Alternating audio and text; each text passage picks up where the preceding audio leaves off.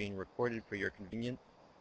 If you miss a session for whatever reason, you can make up the session later by watching the recording and taking a 10-question quiz. I wanted to personally thank each of you, again, for supporting our organization through your registration. I also want to congratulate you because once complete with today's session, you will be a certified historic property specialist. I wanted to remind you that your registration also comes with an annual membership to the California Preservation Foundation. This entitles you to over 20 other webinars and a dozen on-site workshops throughout the state. We hope you use that opportunity to become an advocate for historic preservation in your community. Today's session will look at historic preservation incentives and sustainability in the Bay Area. The session features 4 speakers, presenting together for a little over an hour in length. We will close with a 15-minute question and answer period. A few very quick notes. There is a chat box which is visible to all participants. If you would like to comment or interject, or if you have a technical problem, you may let us know through the chat box. If you are connected to a mobile device using the Adobe Connect mobile app, certain interactive features may not be available to you, but you still should be able to watch and listen to the presentation. If you're attached to a microphone, you should grant Adobe Connect voice access to your microphone when you're asked to do so. Your voice will be muted during most of the presentation, but you may raise your hand by clicking on the hand symbol at the top of your screen. Once your hand is raised, we will grant you voice access at an appropriate time in the presentation. This will allow you to start a short dialogue with the speakers or ask a question in person. If for some reason your sound does not work, you will need to type in your question or response in the chat box. I'm now going to introduce each of today's speakers in the order of their appearance. Stacy DeShazo is the Director of Historic Preservation for Napa County Landmarks, and she will cover the Mills Act incentive and conservation easements. Mike Bueller, the Executive Director of San Francisco Heritage, will review historic tax credits and conservation easements in San Francisco. Cindy Heintzman, the Executive Director of the California Preservation Foundation, will cover the California Historical Building Code and briefly talk about energy conservation and sustainability with historic buildings, along with Bill Toyka, the City Planner and Certified Local Government Coordinator with the City of Vallejo. Without further ado, we will now begin the presentation, but first what I'm going to do is briefly mute all attendees and unmute the speakers. So give me 1 second to do this here.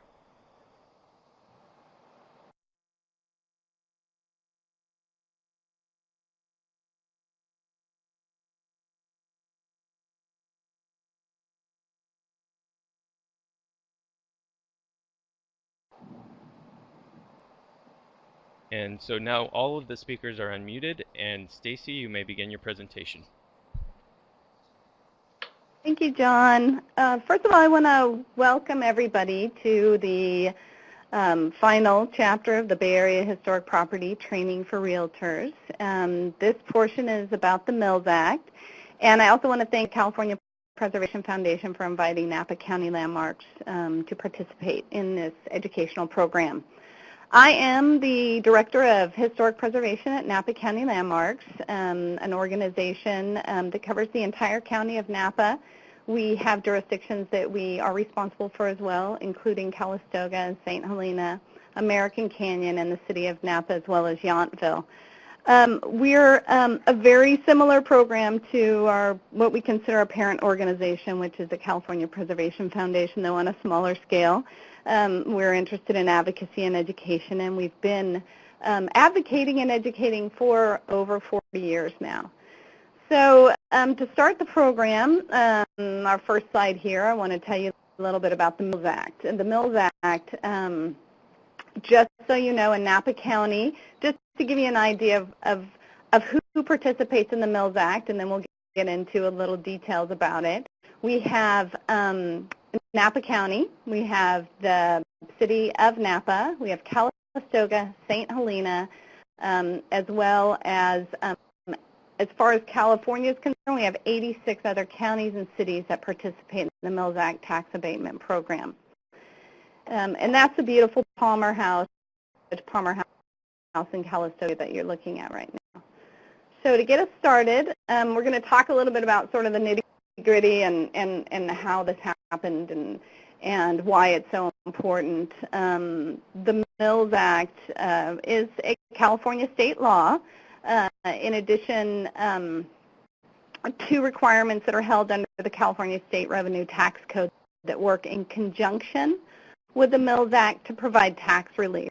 So if you look on your screen, you can see that the California State Tax Code, Article 12, Sections 50280-50290 are where the information is held, and you can review as well.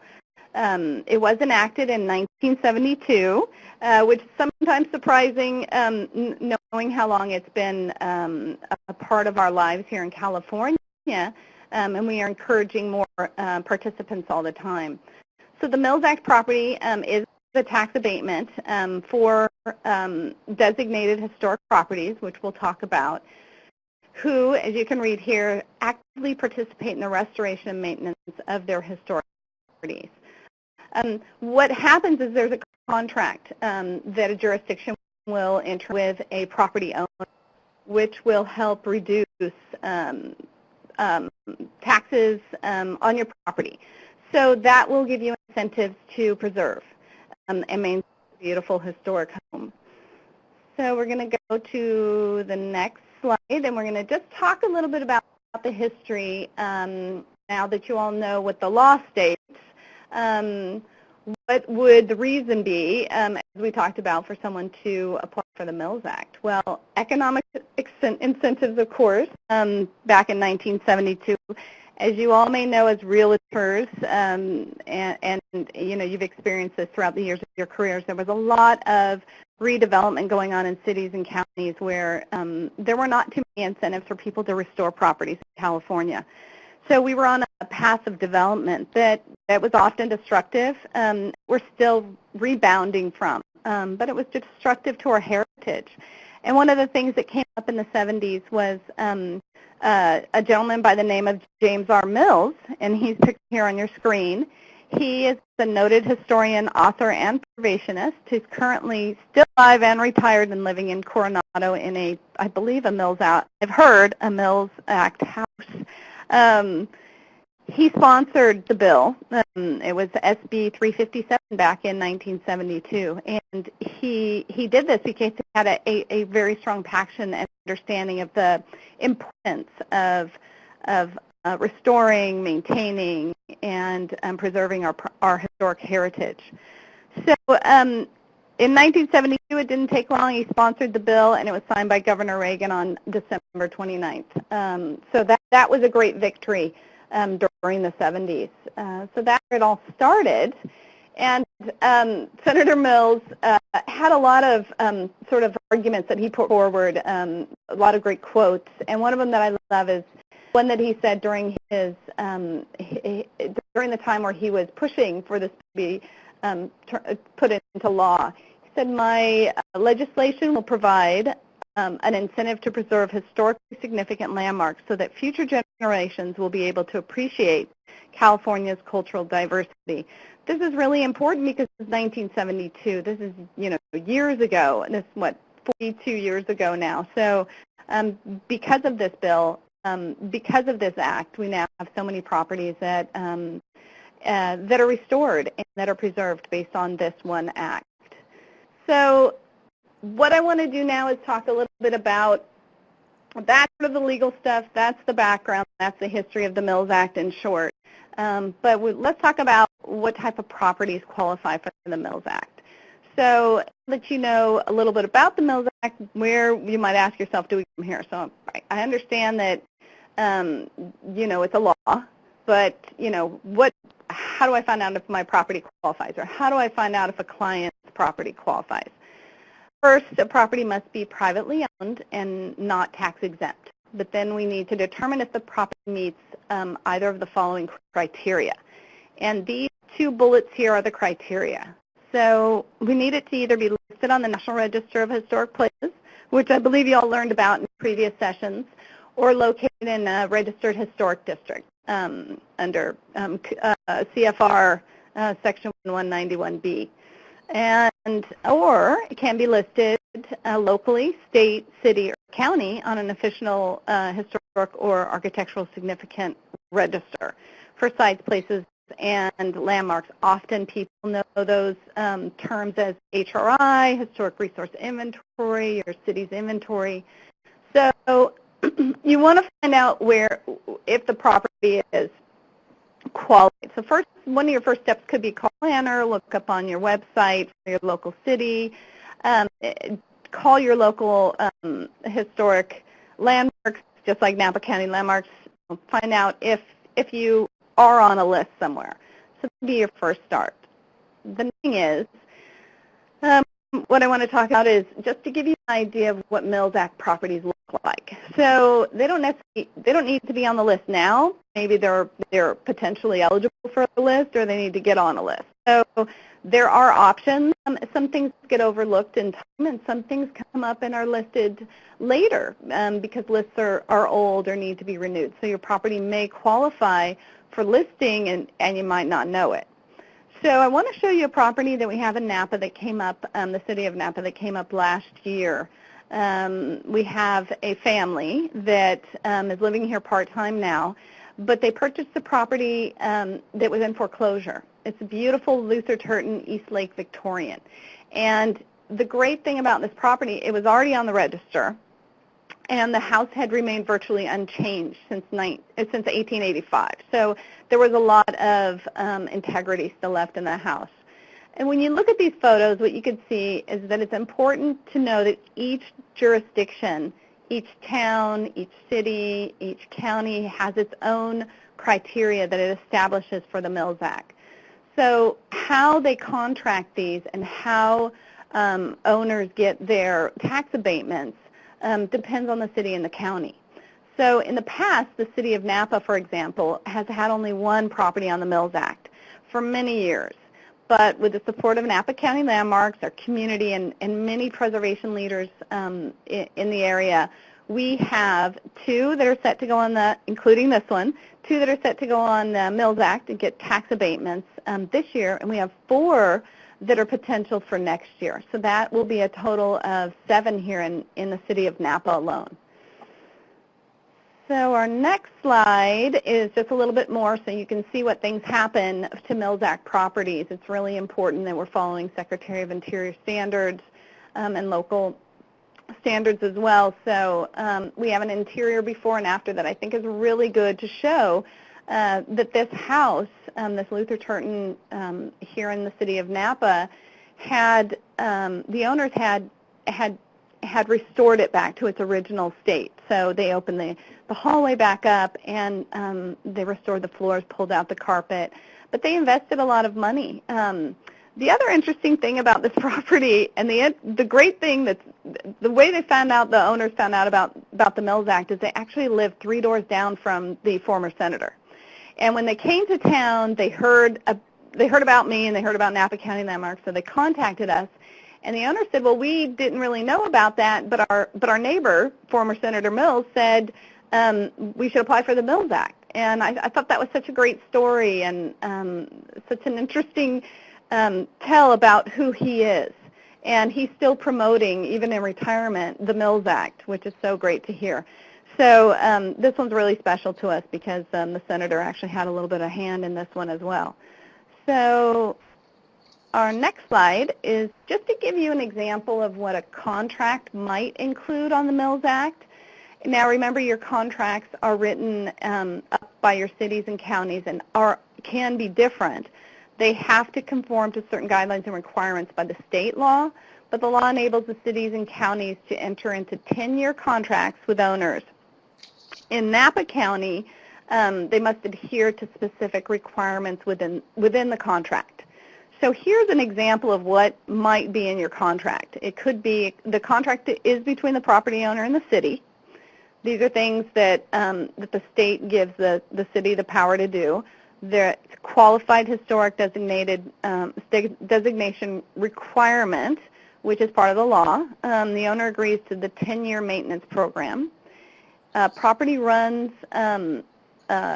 runs with the property, and also the property taxes are adjusted annually. Incentive offsets cost offsets cost of regular maintenance, and these things ensure stewardship and protection of historic resources. So owners here, if you lived in Napa County, owners also are required under their contracts to sign annual reports regarding improvements and upkeep. The owners also must follow or allow for periodic examination of interior and exteriors. And Napa County also reserves the right to cancel agreements if someone has breached a contract. So this is important to understand because tax abatements here can be very significant. And the cities and the counties understand that, so they have a very wide leeway of how much they can provide in tax abatements as long as the property follows the contract. So moving forward, I wanted to show you a little more examples because it's always good to see the pretty pictures of the beautiful places that have been restored and that have utilized the Mills Act. In St. Helena, we have the John Ramos Cherry House, Depot Saloon, and we also have the Judge Palmer House, which was on the front cover. The Palmer House is in Calistoga. They're both excellent examples of what can be done with the tax abatement. So these are significant properties that deserve to be preserved, and the stewards, the current owners, the Mills Act is meant to encourage that and provide that incentive. So these houses can remain. And they're beautiful examples. You feel like you could go back in history with either of them. So I wanted to just do a little brief overview again about the Mills Act and talk about things and chat about what the incentive means to California. So for California residents, the Mills Act is the leading financial incentive program. We have seen people receive anywhere in Napa County between 30 and 50% tax abatement, which is fantastic. So it really is an incentive for people to do the work, to maintain their home. And the fact that the contracts run 10 years and every year it runs 10 years. So as the years go on, the first year it's 10 years, the second year is 10 years, and it just keeps going because it's a running contract. So it's a fantastic opportunity for those that can and are interested in preserving properties. The contract between the city and the property owner allows for those reductions. So the contract is very important. And one thing that you should think about if your city is not one of the 86 that, or county or town that offer the Mills Act, it's really important to preservation and to the economy of many cities that we do preserve these. So I would encourage each of you to check with your local planner or your building department or anyone that is in government, that works in government locally, and ask them, to consider the Mills Act. It's very easy to find information about the Mills Act, so they can be guided and assisted in trying to figure out how to apply that and get that as part of their local ordinances and what they offer. So the other thing to remember is that it does not apply, the properties it does apply to are single-family, multi-family, commercial, and industrial. So we're pretty much talking about residential right now because of the audience, but there are other options as well for those that are outside of that realm. The provision is the incentive for restoring and rehabilitating and maintaining eligible properties. So what we're doing is really keeping up our history and our cultural heritage through the Mills Act, and having this incentive allows that to take place. The interesting thing about determining, what is a historic property, starting there, from what's the Mills Act? It's a law that helps preserve and protect and allows for tax abatements. The other thing is, what is the historic property? Is it qualified? Is it on a list? And then how does it work? And most of your jurisdictions, cities and towns and counties that already have the Mills Act in place will have forms ready for you. So there'll be forms already there. There's applications. The planners are willing, sit down and wanting to sit down and work with you and apply and tell you what you need. And also organizations like Napa County Landmarks are willing to assist as well. So like we did with the Nathans. This right here, this last document in our series for the Mills Act, just gives you an idea of where to go and what to do. I didn't list out all the local county or planning departments, of course, in your area from where you're at. But if you go on the local city or county planning websites, then you'll see Mills Act possibly listed. If it's not listed, call up, ask them, do you have the Mills Act? Sometimes it's buried on the website. The other place where you can get more information is through your Office of Historic Preservation in Sacramento. They're fantastic. They have their own webpage. There's lots of information. Also, if you do email them, they're very responsive. Happy to respond and talk to you about it. The other thing is, of course, the California Preservation Foundation, along with this series of education regarding Mills Act, is available to talk and has information on their website as well about the Mills Act. So if your city, again, does not have or does not participate, just give them a call. It's good for historic preservation, the community, and the economy. Great, thank you. I think that's it, and I thank you for listening, and we'll take your questions if you have any through our moderator. Thanks, Stacy. Now we'll move on to conservation easements and tax credits. All right, great. Thank you, Stacy, for the excellent presentation, and thanks, John. My name is Mike Bueller. I'm Executive Director of San Francisco Heritage, and I am going to be talking about a few federal tax incentives available to property owners, segue from the very popular state incentive program, the Mills Act, that we just heard about. John, I'm having trouble moving forward my slides. Let's see. Okay. Thanks very much. I'll just ask you to move it forward if I can't figure it out from here. Conservation easements. This is a federal tax deduction program available to owners of properties listed in the National Register of Historic Places or buildings that are a part of a National Register historic district. Basically, the way the program works is that the owner of the historic property will receive a one-time income tax deduction equal to the appraised value of the easement donation, which is donated to a qualified easement holding organization, and that is defined in the Internal Revenue Code as a preservation organization or an organization with historic preservation in their mission statement. Basically, an easement, the way this program is intended, the easement typically is a donation. It's a legal agreement between the owner of the property and the preservation group that restricts the property's future development rights, requiring that the preservation group, such as CPF or San Francisco Heritage, reviews and approves all changes to the exterior of the property in perpetuity. So this is a very serious responsibility that the preservation organization is assuming in accepting this obligation to monitor the easement over time. Typically, the facade easement will protect only the exterior of the property. However, in some cases, property owners are motivated to protect interior features or landscape open space features of a property, depending on whether those features contribute to the historic significance of the property.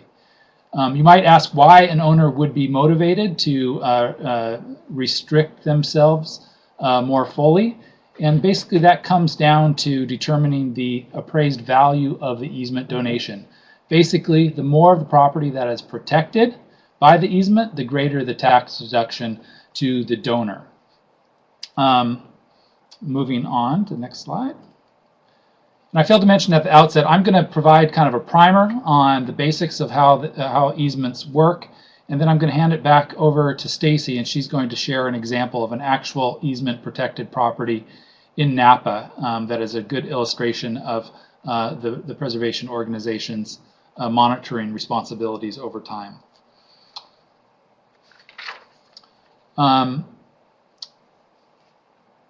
just a second here. I skipped ahead too much. Okay, here we go. This is a map here showing all of San Francisco Heritage's easement properties distributed throughout San Francisco. Our organization holds about 63 easements currently throughout the city, both residential and commercial properties. Some protecting interiors, mostly just the exterior of properties. So we are one of the qualified easement holding organizations within San Francisco. California Preservation Foundation is also a qualified easement holding organization, and the National Trust for Historic Preservation, which has a local office here in San Francisco, it can also accept easements throughout the state. In terms of the, as I mentioned, the income tax deduction is the equal to the appraised value of the easement in the year of the donation of the easement. That deduction, if the donor does not have the tax liability in the year of donation, can be carried forward for up to 15 years currently. So if it's a large deduction and you don't have the tax liability, you can chip away at it over time. The valuation is basically, in a nutshell, it's the fair market value of the property without the easement protection minus the fair market value of the property after the easement restrictions are in place. And I need to emphasize that this is a case-by-case valuation. Oftentimes, prospective easement donors will ask, well, what percentage of the overall value is will be the easement valuation? And there's no set percentage. It must be determined by a qualified easement appraiser, and there are a handful of qualified appraisers here in California that you can turn to. And it again is dependent on the extent of the protections, the value of the property, the jurisdiction.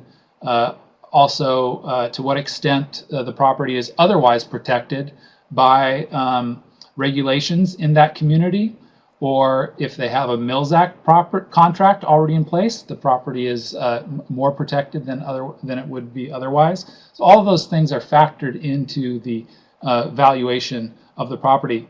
I should also note, in San Francisco and other urban jurisdictions, it's important to determine whether there are development rights above the property. So if it's a 2-story historic building in an area zoned for 10 stories, that will also be factored into the value of the easement appraisal.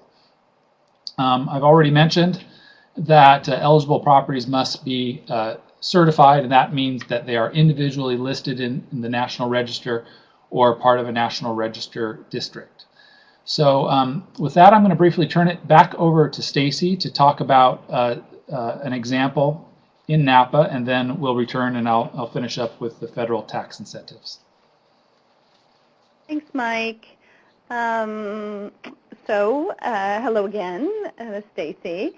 I do have a great example of facade easements. We don't. I feel we need to get some more because Mike has 63. And we have 7, so we gotta get some more on our list. So right here, this information right here, I'm just going to go over this real quick, is just some details about what a facade easement is, and Mike did touch on this a bit, and what the benefits are. So what does a facade easement mean?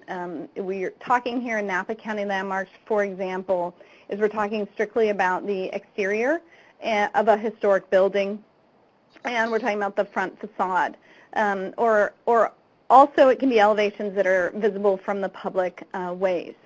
So the facade easement is a private legal interest conveyed by a property owner to a qualified preservation organization like Mike's organization and the organization I work for at Napa County Landmarks, so San Francisco Heritage. There are a number within your counties and cities of organizations that can legally acquire easements. So the benefits, again, these are incentives, so we know that the benefits property owners are going to be some sort of tax abatement or tax deduction. So the easements are federal tax deductions, which are fantastic. So, and it's interesting too because it is a different type or understanding of owning the property, because you don't the interest still lies with the owner, but the facade easement is given as a protection. So we're going to make sure that that is protected through in perpetuity through the organization. So someone will get a tax deduction, and we'll ensure that the property is protected. And as Mike stated, that if you have multi-levels of protection like a Mills Act, or you're on a list or on the National Register, that even just makes it better, makes it a little stronger for protection. So I'm going to talk to you a little bit about the Hackett House, which I think a few of you know well. The Hackett House is on First Street in Napa. And each year we go out and do our facade easements. We hold 7 right now. On December 26, 1984 is when we received this facade easement. And it's interesting in what we hold because each of them are a little bit different. We do have some commercial properties and we have some residential properties as well. But the oversight is the responsibility of Napa County Landmarks to protect the facade of this structure. So we go out, and this is actually a document that I did here on the left. I know it's small, but it's very basic, and I'm going to go out there, talk to the owner, do a little check on the maintenance, look at the porch. I had take photos, and I'll, let them know I'm there, usually by appointment. And I'm going to compare it with the year before. So we have a history since 1984 of what this building looked like and what things have been done to it as far as maintenance. So that's the sort of periodic monitoring of the current condition of the property.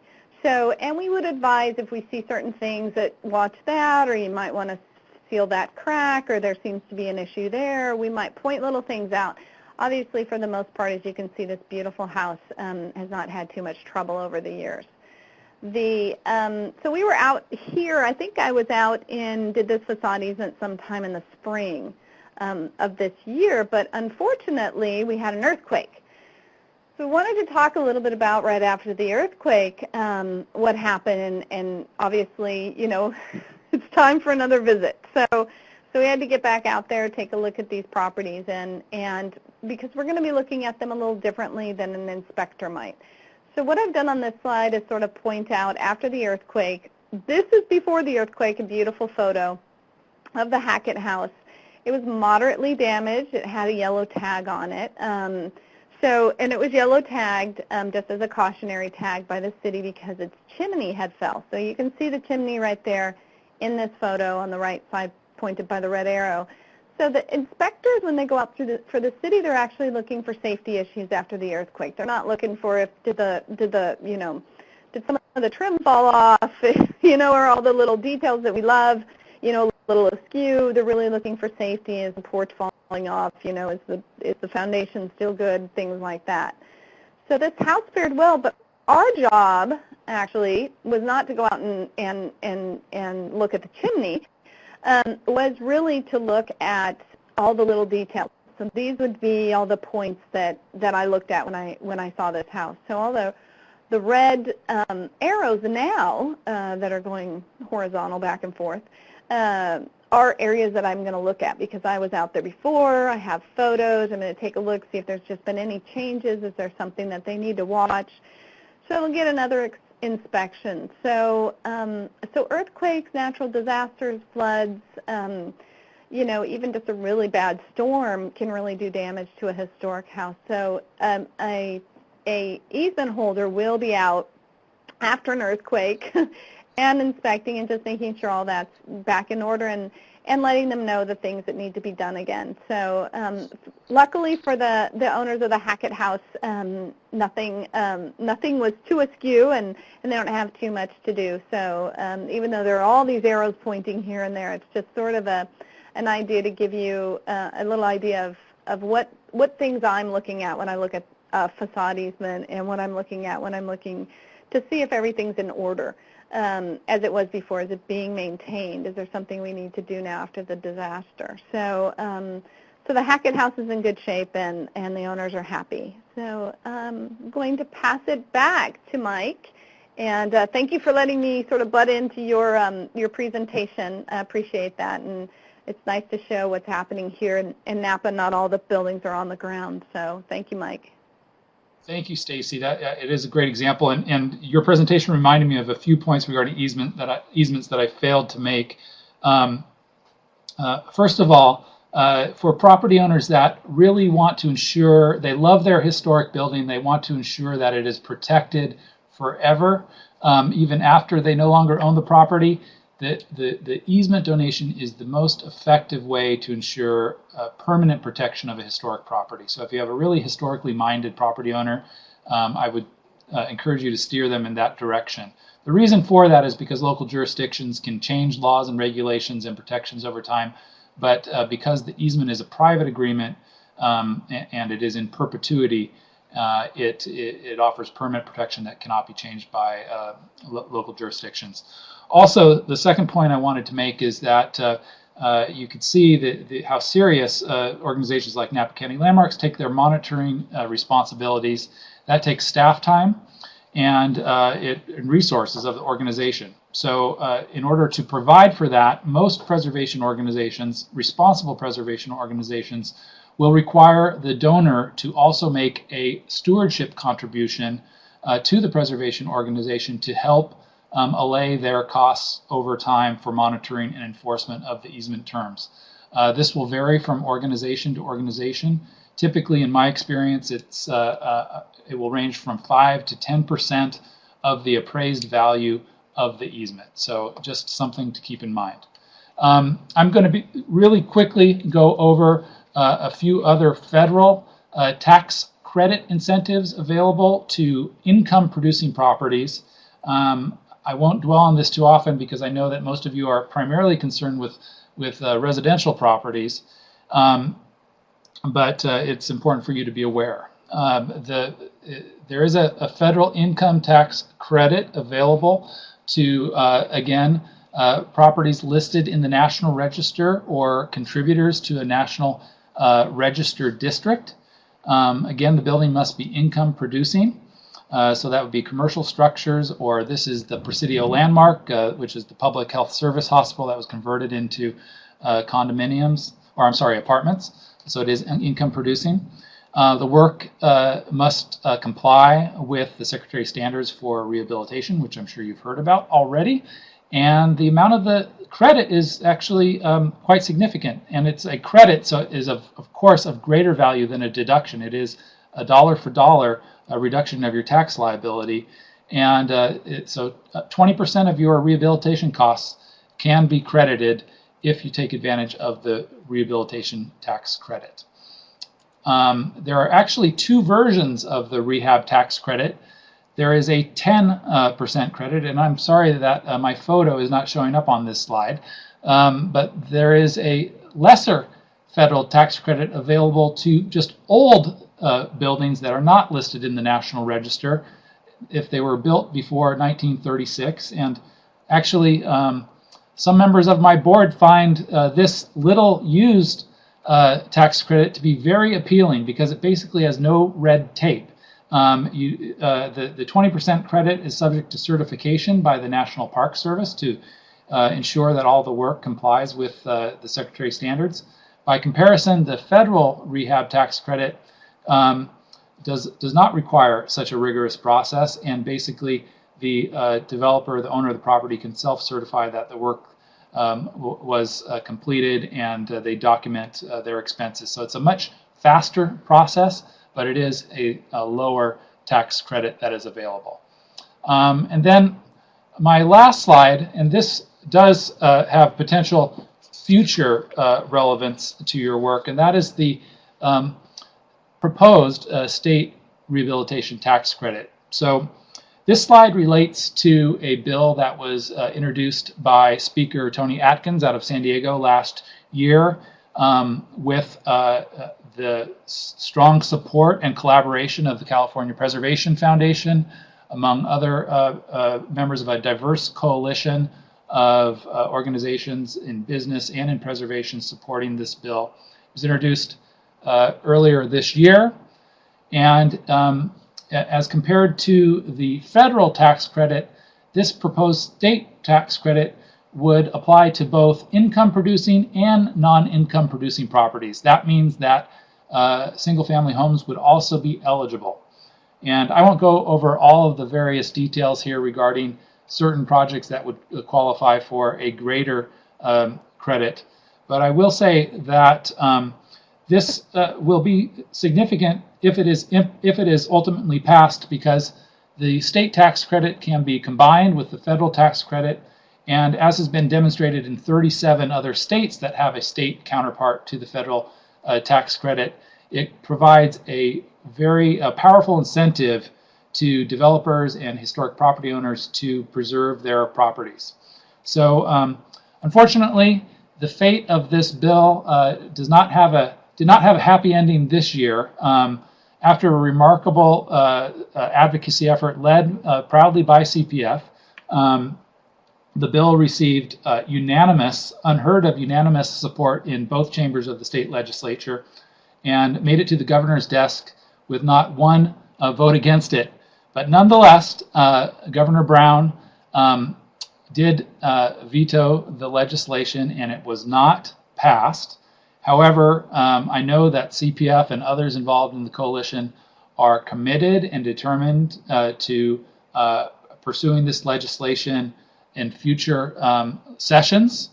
And I just was talking to Cindy a little bit about that earlier. So keep an eye out for this. This is going to be a priority not only for CPF, but for all preservation organizations across the state, because this will really have meaningful impact and translate into preservation of more buildings. And it will be a valuable incentive, enticement for owners of historic properties to take good care of their buildings. So that concludes my section. I'm going to turn it over to Cindy to finish up with code review. Thanks very much.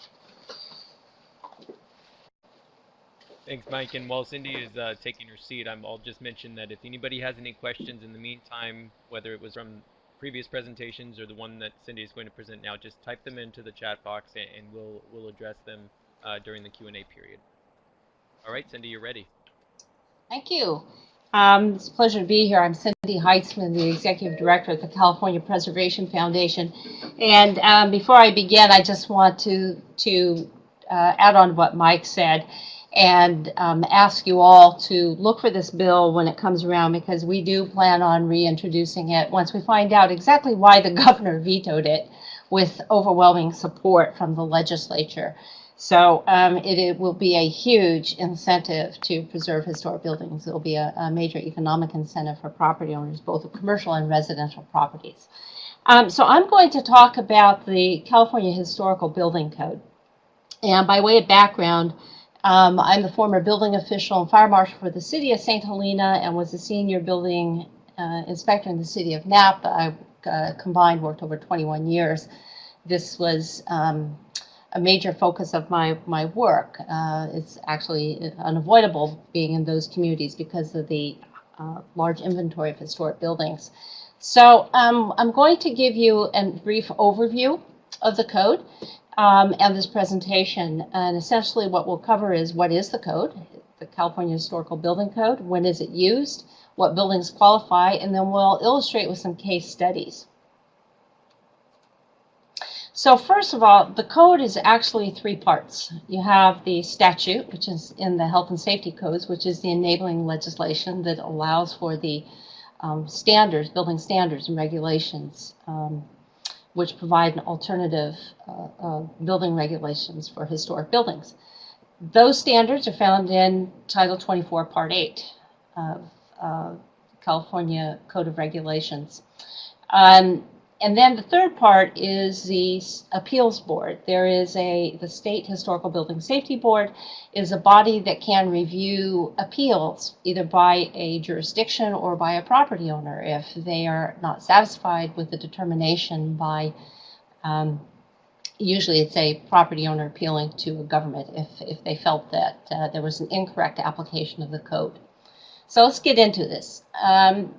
The code actually has a very specific purpose, and it's spelled out both in statute and in the code itself. It provides for the regulation, or provides regulations for preservation, restoration, rehabilitation, relocation, or reconstruction of qualified historical buildings.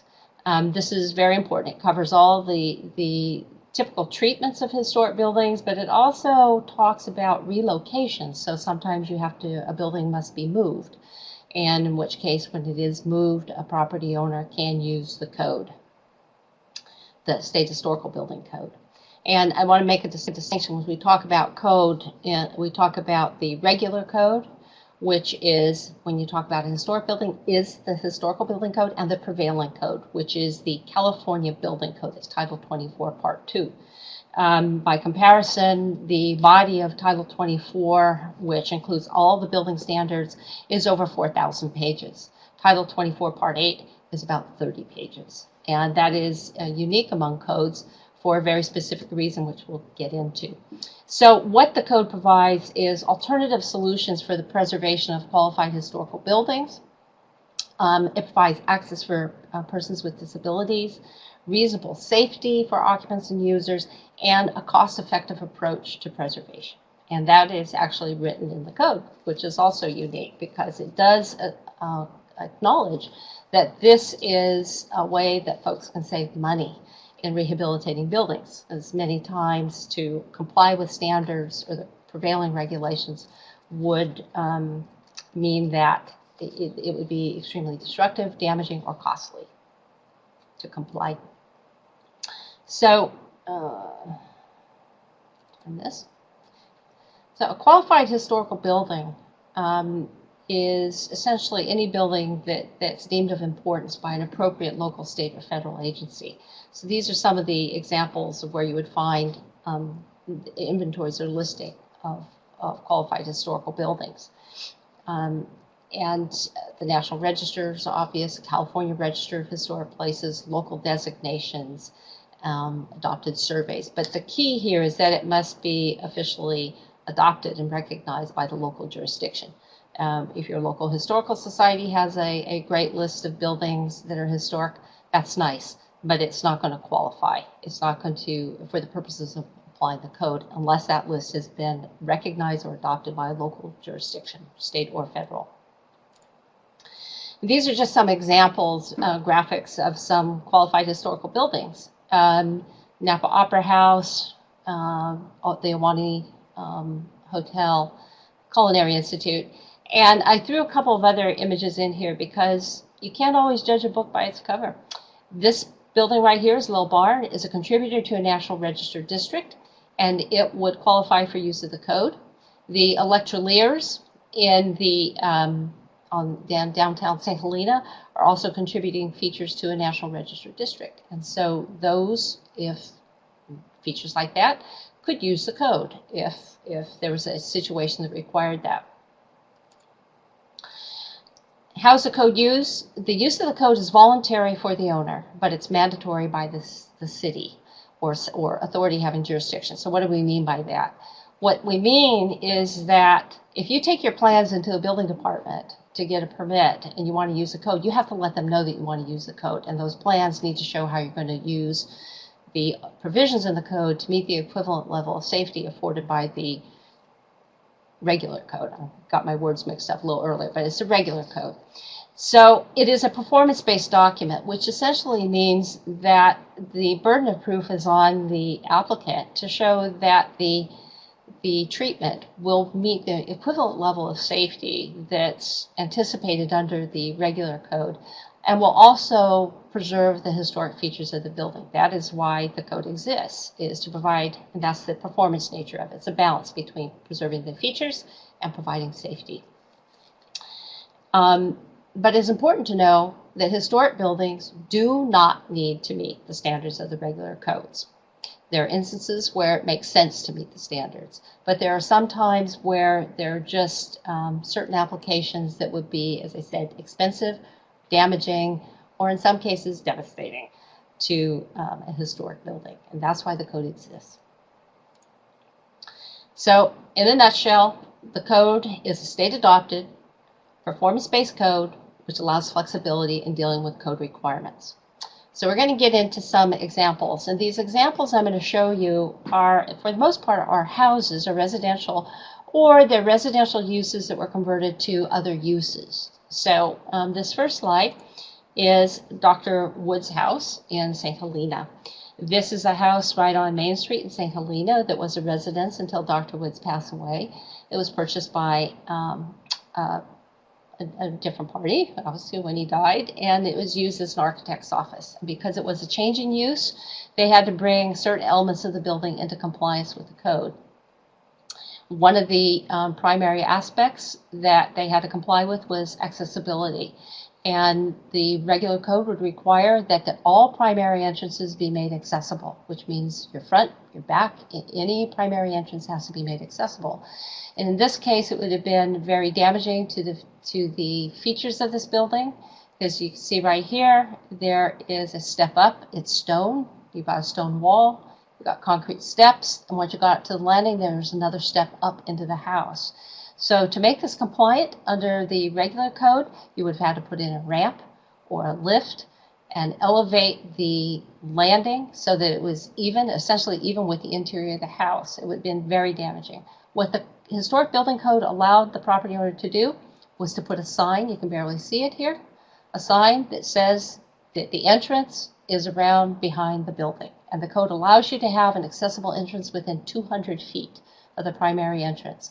So if you follow the signs, and it is signed all the way to the back, you will be able to get into the building and it is compliant. And that is one of the treatments that is allowed under the State Historic Building Code that would not be allowed under the regular code. One common application of the code in residential structures are guardrails. In my 21 years of experience of enforcing the code, I had more guardrails or more property owners asked to use the code to allow retention or to retain existing guardrails. And this is one. This is a residential porch. It shows a lowered guardrail. It doesn't comply with current code. It's too low, and the openings between the intermediate rails are too great. This image here down in the lower left is actually it's a commercial application. It's the Rotunda building in Oakland that doesn't comply because of its height. It would have to be 42 inches high under a current or regular code, and the spacing between those intermediate rails is too great. And then the one up above it is the Mission Inn in Riverside, a hotel. It's a residential occupancy, but not a home. And there, the way that they complied was they left the existing rail in place, but they put a horizontal bar here. And one of the reasons why you would do this in a place like a hotel is because you have a transient occupancy, and there are people that are not familiar with the environment. It provides a greater risk, and so you can make a case for putting additional protections in place in a situation like this, whereas in a residential, a private homeowner's home, it might not make sense to do that because they're familiar, they know that the guardrail is lower, and they're not going to, it's just a lower risk. So this is kind of a typical treatment. This is a case in the city of Napa that I was involved with when I was there. It was a house within a National Register district where the property owner wanted to reconstruct a porch to its original configuration. And this is a photo of the house before construction. They had to provide some documentation that would verify the configuration, the height, and the conditions of the existing rail, and which they did. They had a little photograph that they brought in, and it also required that they get a variance through the planning department because the stairway would have projected into the setback and would not have complied, again, under the regular code. So they got their variance. It was a qualified historic building. They provided the documentation. Along the way, they put in a new foundation which complied with the regular code. There's no need not to. And they rebuilt the cripple wall that supported the porch according to regular code. And then this is what they ended up with. They had a rail that was designed and constructed like the original. It had a greater width between the intermediate rails. It had a lower guardrail. And here's the stairs. The handrail configuration, the grip portion of the stairs didn't comply. But again, this is a single-family home. The risk is less. If this was an office, I think you'd see a different treatment here. You'd see additional provisions in place, additional measures to ensure safety and protect features. A couple of slides here of a commercial building, not residential, but I think it's an interesting case. This is the St. Helena Depot. It's listed on the National Register. I was a project inspector on this, and this was its condition before restoration. It was a qualified historic building because it was listed on the National Register. And it was in pretty bad shape. It was abandoned. It had holes in the roof. The fire department wanted to use it for practice burns. It, in fact, had caught fire from vagrants living in it, and it was beautifully restored. And one of the provisions of the State Historic Building Code that allowed them to retain these exterior walls in their original configuration was a section of the code that allows you to protect exterior walls with a fire sprinkler system. So you can see the pipe here. There are sprinkler heads above these openings. And the reason that this was required is because there was an issue with the property line. The code requires that when a building is within a certain distance from a property line, it needs to be, either the walls have to be fire rated and the openings protected. And that was the situation here. So this was one way to ensure that this building's historic features were retained and provided an equivalent level of safety. This is another example of that type of application. This is a residence that was converted to an office building. This is one of the most typical type of situations where you'll find this treatment. So there are, where the red arrows are fire sprinkler heads above the openings to provide protection. There and over here. We have another example in St. Helena that again was kind of a quasi-residential commercial property that utilized this. This was the Miramonte Hotel. It was called Cindy's Backstreet Kitchen. I'm not sure of the name now, but Cindy Paulson bought this and put a restaurant in here. There were a couple of issues. One was, again, proximity to property line. This was a primary entrance. Or let me back up. Actually, the primary entrance into the building was right here. It was a recessed doorway with steps, a rather steep set of steps. If they had to make that comply with the regular code, it would have been virtually impossible because there was no setback. The steps came right down to the public sidewalk. So to make it work, they put in an access on the side of the building. And this is fully compliant with the accessibility standards, with the rails and the slope. And then the openings were protected with fire sprinklers because of setbacks. And another building, again, Cornerstone, it was historically a hotel where the owner converted this to an office building on the second floor, and they put in a fire escape. This is a new fire escape that was allowed under the code. And there are certain conditions that have to be met. You have to sign it for exit. You have to have a certain sill height and window opening. But those are one of the some of the measures that are allowed under the code. And as you can imagine, that I think in each of these, how damaging and destructive, how much damage and destruction would occur in these buildings if they had to comply with the regular code, if the State Historic Building Code was not provided as an alternative. And I think this is one of the last slides here. My examples is Cedar Gables. And one thing to keep in mind about the code is it is unique in that it covers all aspects of a building. Again, in its 30 pages, it covers building standards, it covers plumbing, electrical, mechanical, and it covers site treatments. So it recognizes that sites are a very important part of the historic character and fabric or features of a building. And in this case, this was a home that was converted to a bed and breakfast, and they had to provide on-site parking. And they went through the use permit process and were allowed to put in tandem parking through the use of a circular driveway.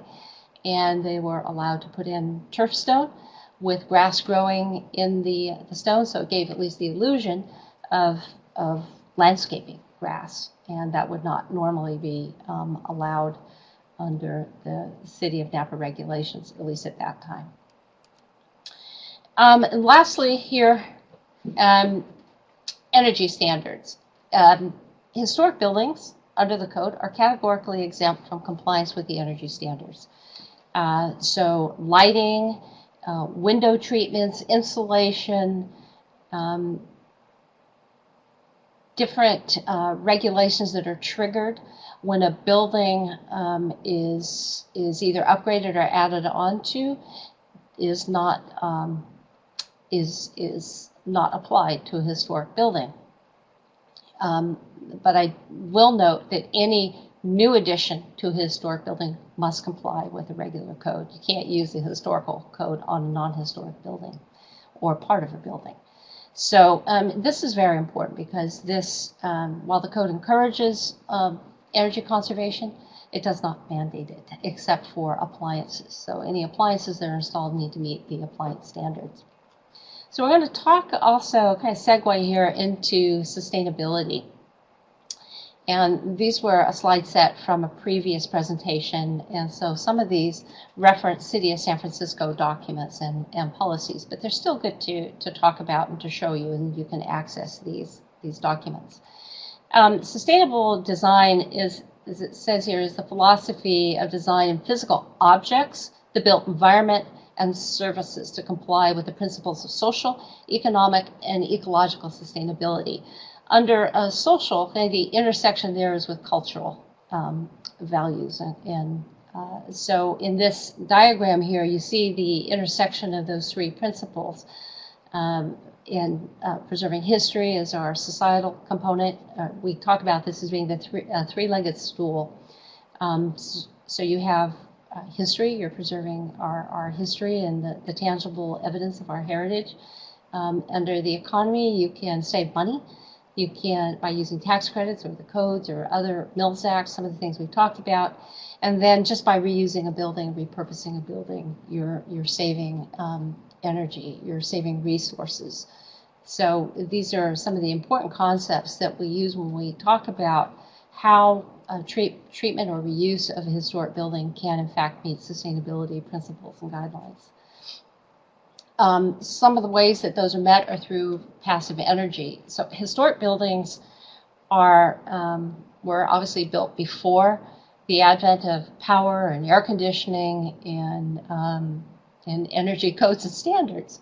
So many of them, by their very nature, take use of or make use of passive energy and passive heating and cooling. So in this example, passive energy is using a building's natural resources, so using its structural materials design. So a brick building, for instance, is a heat mass. A concrete building is a good thermal mass. Clerestory windows, tall ceilings are all examples of different sort of treatments or features in a historic building that were implemented at the time of construction to make a building more comfortable.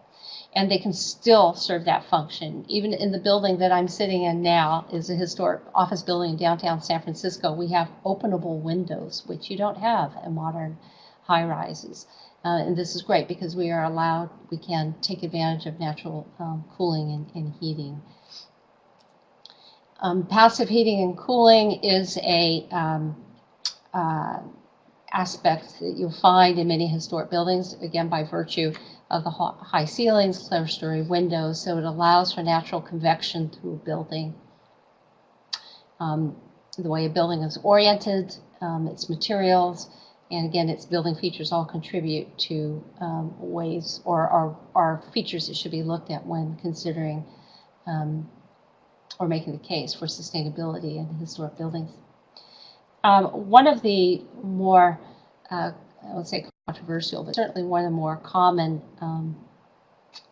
treatments that we see in the name of energy conservation and sustainability is the replacement of windows. This is a treatment that we do not recommend. Building windows, in terms of energy conservation, if you think about heat loss through a window, heat loss through a window is measured as an inverse of heat loss through a wall. So in other words, it is a reciprocal value. R11 walls, R19 walls, if you were to divide one by that, you would get what is called a U value, and that is how buildings or windows are rated. A window cannot come close to an insulated wall. So many people rip out windows when perhaps they should be looking at other things, such as improving the performance of that window, weather stripping it, making it airtight, more airtight, sealant, as shown here in this example by putting sealant and caulking to minimize infiltration. You put film on a window to reflect the sun, to improve its emissivity. But there are other things that could be done to a building that are probably easier and more economical than replacing the windows. Not the least of which is that when you replace a window, you're damaging, in many cases, a very important historic feature of a building. These windows are character defining. A wooden window does not come close to a vinyl window or an aluminum window in terms of its character and its features and importance in a historic building. There are documents on windows. This is one that is by the National Trust for Historic Preservation that you can download, and it'll talk about saving windows, saving money, saving energy. And I believe we'll have these resources for you so you can get these, download them. So just kind of simply in sustainability and improving performance in buildings, we're looking at building features that contribute to sustainability, the building materials, brick, concrete, etc., thermal convections, clerestory windows. You could look at roofs. When you replace a roof, improve its ventilation. You could put reflective barriers on a roof that reflect the heat, the sun back. It minimizes the heat in an attic. It's easy to do when a roof is being replaced. Films on windows can be used to, again, to increase what we call the emissivity, or the reflection of heat.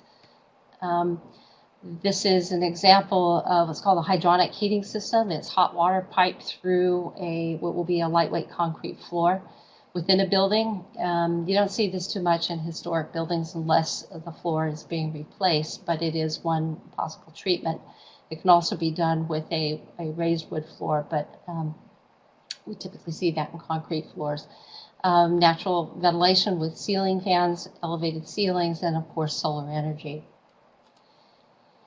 This is a document that the City of San Francisco is producing about passive energy systems in buildings. It is in draft form. I do not know if it's available, but if it is, we'll be sure to let you know. I think this would be a good document to have for anyone who is interested in energy savings and ultimately cost savings in a building. So many of these features that we're talking about are less damaging, destructive, cost less money to implement. This is also a draft document from the City of San Francisco on financial incentives for passive energy. I don't know if this has been released yet, but they are considering putting this document out, which would be a great assistance to any property owner. Here's some documents. They're called their technical briefs, published by the National Park Service on energy efficiency and sustainable preservation practices in historic buildings. So they have a great library of buildings and technical briefs that you can use when giving advice or learning about how to improve energy performance in a historic building. And then finally, there's the guidelines for the Secretary of the Interior standards, which are the standards that are in fact required by many jurisdictions when altering a historic building. And there's the website web link for that document. And then again, the Green Lab preservation document from the National Trust, the greenest building. And that is something you hear often, that the greenest building is that building that already exists. So I believe that this is our last slide. And with that, I will turn the floor, so to speak, back over to John for any questions. Thank you, Cindy. And we are exactly on time. It's 3:43 right now, so we still have about 15 minutes remaining for questions. And as we're waiting for these questions to roll in, just type them in the chat box if you have any questions. A few came up on my mind as I was watching the presentation. and two of those questions were related to easements. So maybe Mike and Stacy could chime in on this if they're still present. The first question I had was really, I noticed there were minor differences between the practices of the easement holding organizations in both San Francisco and Napa. It looks like San Francisco sometimes, but not very often, includes the interior of historic buildings as part of that easement. But Napa exclusively focuses on the facade. So I'm wondering how common that is and how municipalities differ or local areas differ across the state. I can take a stab at that. Thanks, John. The scope of protection under San Francisco Heritage Easements and other organizations I've worked for is really the subject of a negotiation between the preservation organization and the property owner. And again, it really oftentimes comes down to whether or not there are significant interior features. So to give you an example, a common example where interiors might be protected, a theater, for example, that has where the interior is just as, if not more significant than the exterior. And also, as I mentioned, there is a built-in incentive to the property owner to protect some interior features because it can increase significantly the appraised value of the easement and therefore increase the value of the tax deduction. Now, one frequent stumbling block for private property owners is that for our annual inspection responsibility as a preservation organization, we would be required periodically to enter the interior of the property. And if the property owner is uncomfortable with that, they'll often not consider any interior protections. And I would definitely underscore that interior protections are the exception to the rule. Great. Stacy, did you want to add anything to that? Yeah, I was glad you talked about that with the interior. We have not at Napa County Landmarks at this time, and what my understanding is, historically at Landmarks, had any easements interior, not that we wouldn't. I think that what Mike has done is sort of opened up that door where we're always looking at as preservationists in the interior anyway, and we're also looking at the landscape. So not just looking at the facade and not just looking at the exterior structure. So I think it's something that's always on our minds here, and I know if we had the opportunity and it was appropriate and it worked out, that it would be definitely something that that we would enter in as well. Great. And second question just rolled in from Martha, and she's asking for maybe a dollar amount, just a ballpark figure of what the common property tax reduction is under the Mills Act. Perhaps even another repetition of what the percentage was, because I think you mentioned that, Stacy.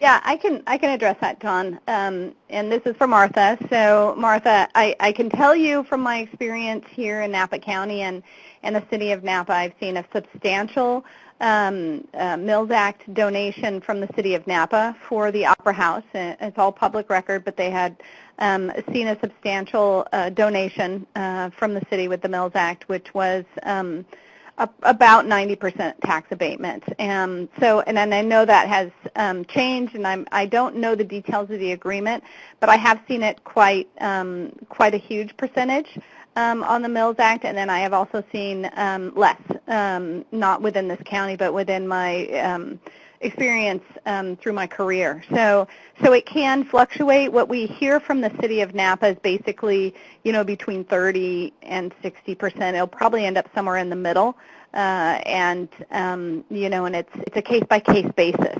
So it's sort of like what Mike had been addressing as well. Every property is unique and resources unique, and lots of information is taken into consideration when the agreement and the contract is written. I hope that helps. Great, and maybe oh yeah, go ahead, Mike.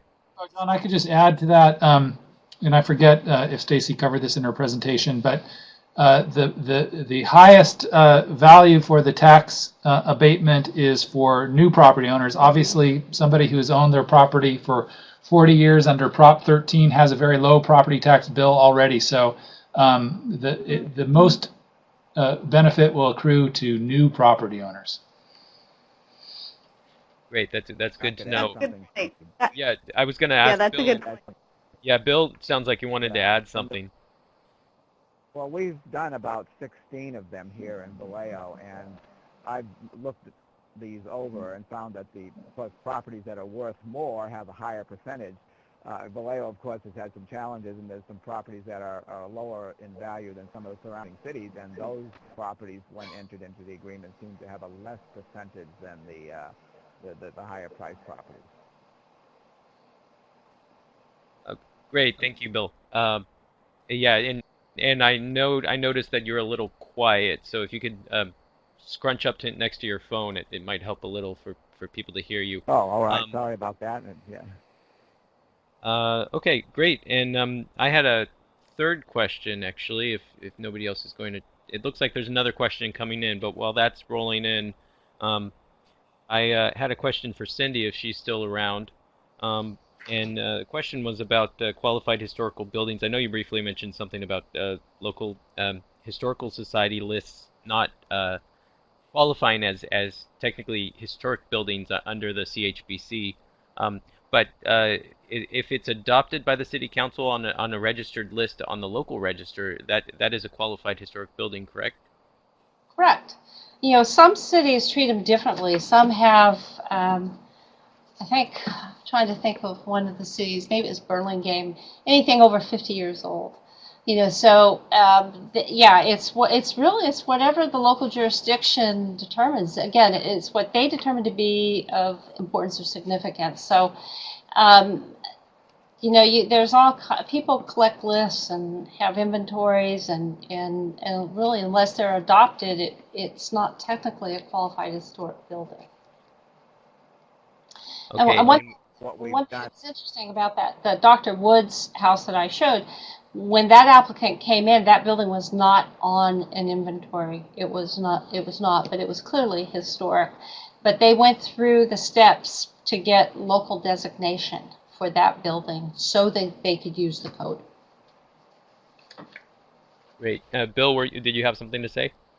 Well, I just wanted to comment on that. As our historic resource inventory in Vallejo stems from 1978, and we found as many buildings that could be added to that list.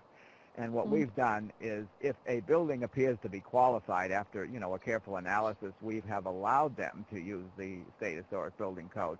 You know, we're very careful with this, and we do a thorough analysis, but at some point the city council may authorize us to redo this historic resource inventory. But at this point, this is how we're working with it, because I think it does have benefit to the owners of these houses, and we have many, many qualified buildings that could be added to this list in Vallejo. Great. Another question just came in from Jeffrey. He was asking about natural disasters and what sort of assistance an owner can get from either state or federal resources to restore or repair their property that is historically designated.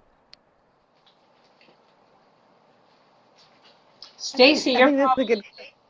I know. I was gonna say this is a great question for Bill, but I'll make a few comments just based on mine, because I'm not a planner, but I think it's a great two-parter. But for our experience here, Jeffrey, in Napa County and the city of Napa after the earthquake, we waited, you know, and Cindy knows, we waited for a long time to get an evaluation from the federal government. Lots of back and forth and lots of checking, and it did take a long time, but obviously your first stop is definitely going to be FEMA. They do not give funding to repair and restore to what status it was in. Say it was in perfect shape, like the Palmer House in Calistoga. It's the most beautiful house on earth, or, you know, with all the best quality wood, and all the finest, you know, floors.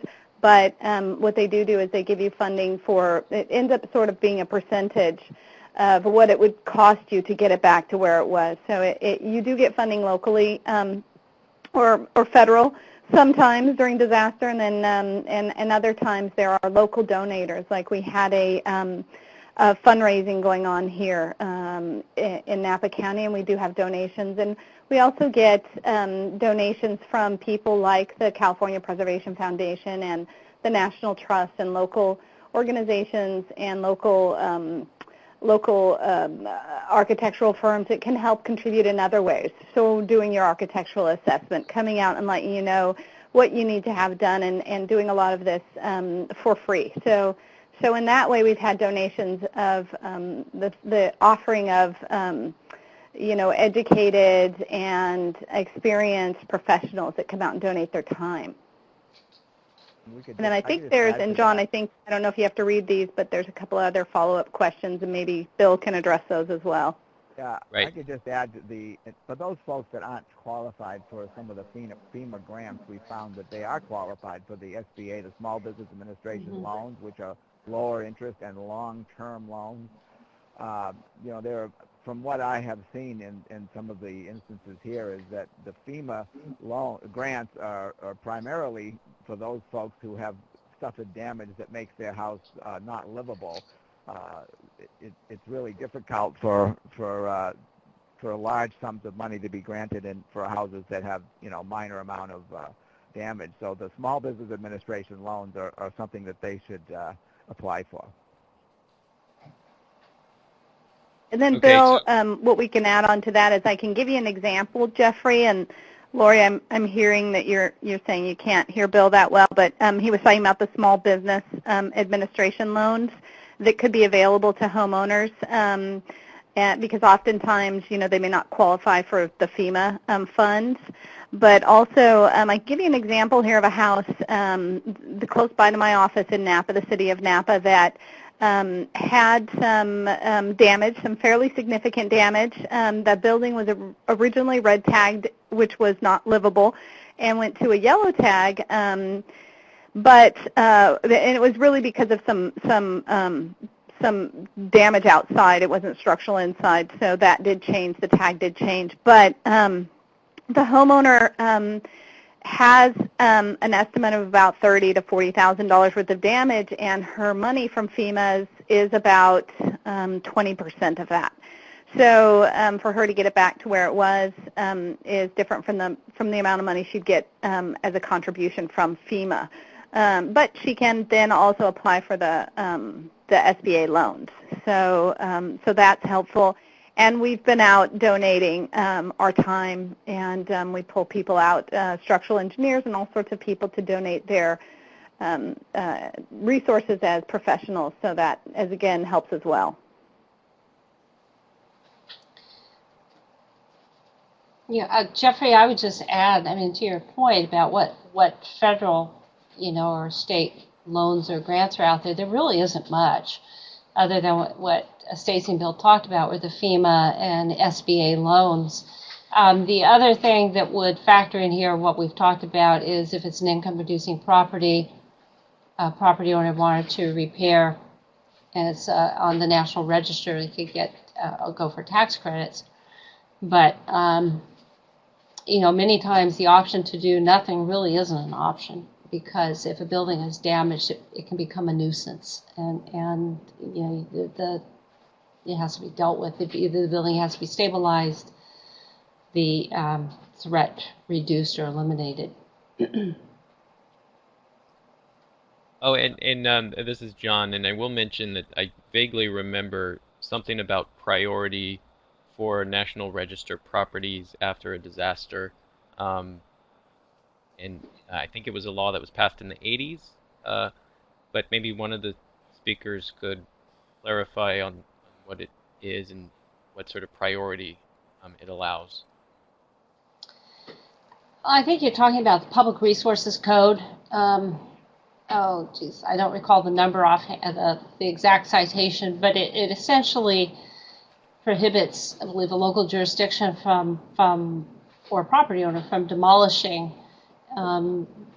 before alternatives are explored. And Stacy, I think, and Bill and I were all involved in some cases in Napa where we were contacted by the city and helped. But it was essentially it's to avoid rushing in and condemning a building and demolishing a historic building before alternatives have been examine. A building can be stabilized to prevent failure, but if a building is seriously damaged, it will ultimately need to be fixed. And there's, as far as I know, there's not much available in the way of federal grants. Right, and I just I just found it. Google very quickly Googled it and pasted a link to the State Office of Historic Preservation on disasters and historic resources, and there's a whole list of links and Q&As on this page in case anybody wants to continue their research further. And I'll include that on the list of resources that I send out later today with the recording. Did I miss any other questions that came in? It doesn't appear so. No. So if there are no further questions, we're just about complete here. It's almost 1 minute to 4 p.m., so this is your last chance to ask any questions. Looks like Martha might have a question, and Leanne.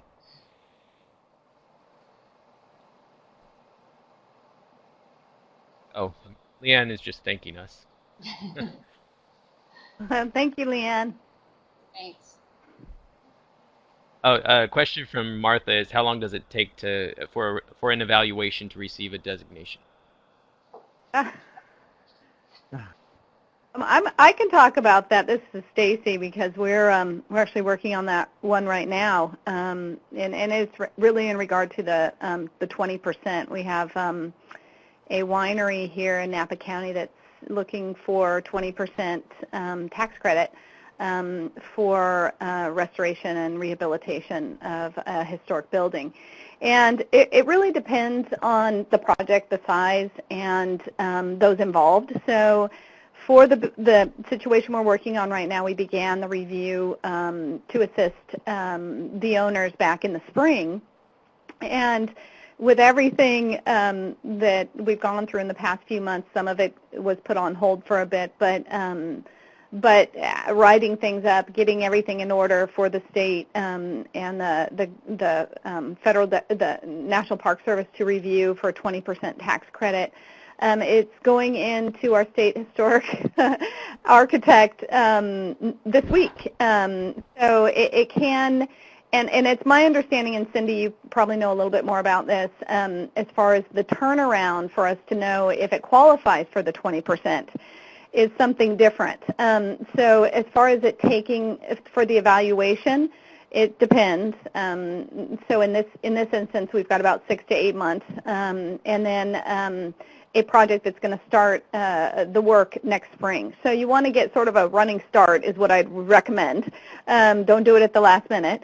But it's always a good thing to look at. So even if you're a few weeks out, it's something you definitely want to, you're just learning about it. It's something you definitely want to investigate and invest in, because it's definitely worth it. But Cindy, you might be able to discuss a little bit about after your 20% tax credit, part one is turned in, what's your experience on the turnaround on the state level?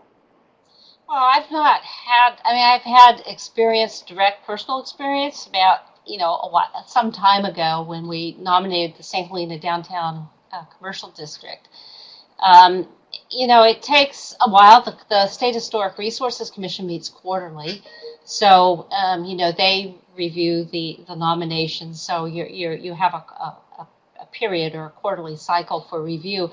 I really don't have a good handle on how long it takes. I think a lot of it is predicated on how complete the application is, how good the documentation is. It goes through review through the state and then to the keeper, the National Register. So, the process takes some time. I think it really is going to depend on what incentive you're trying to use. If you're trying to get 20% tax credit, then that's the process you have to go through. If you're trying to use the State Historic Building Code, then it's a less rigorous process because you can get local designation instead of federal designation. So I don't know. Can't put my finger on the time period. I think in our discussion with the SHPO a for the first portion of this series, they indicated that the state review ironically takes longer than the federal review, the National Register review. And so whatever the case, I'm sure it would take longer, and they suggested, or at least they said, that most people just go straight for the National Register and don't Right. bother with trying to do the state. Right, you're talking about listing on the California Register. Right. Mm-hmm. Yeah. Martha was following up with her question. I was thinking of a SFR in Napa Bajo district, for example, single-family residence. Well, with the Napa Abajo district, I think you should go down to the city and check, because one of the largest National Register districts in the state is the Napa Abajo Fuller Park district, so it may already be covered. It may be a contributor to that National Register district, in which case you don't have to do a thing. That's right, Cindy. Good point. And Martha, if you're in town, Napa, you can also come see me at Napa County Landmarks. So feel free to come here, and if you want to go see anybody at the city, or you need some guidance, you can definitely contact me directly.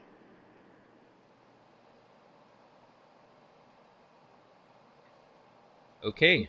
I think we're a little past time, and some people are saying they have to leave, so that will be our last question for the day. Of course, you're more than welcome to email me or one of the speakers with any further questions that you may have.